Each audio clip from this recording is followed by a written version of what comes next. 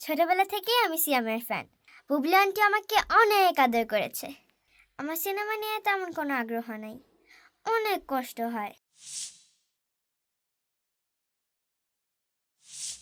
আমরা তো এখন ইকেতে থাকি। আমার স্কুলের নাম স্যান্ডরিংহাম প্রাইমারি স্কুল। আমি ক্লাস 4-এ পড়ি।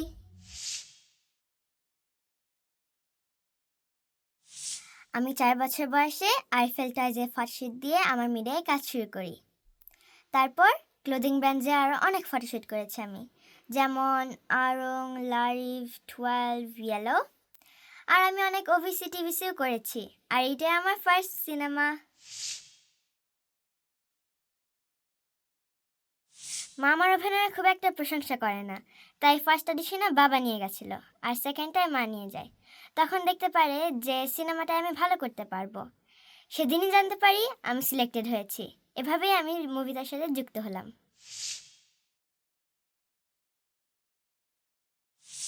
শুটিংয়ের ফার্স্ট দিন আমার এখানে হাত পড়ে যায়।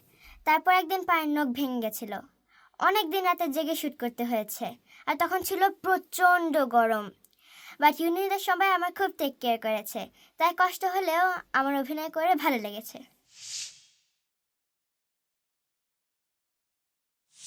শুনেছি সিনেমাটি ইউকেতে রিলিজ হবে।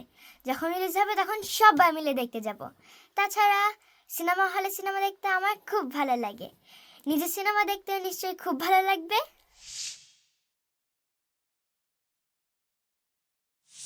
সবাই হল ভিজিটার প্রমোশন নিয়ে ব্যস্ত, তো তাই কার সাথে কথা বলা হয়নি।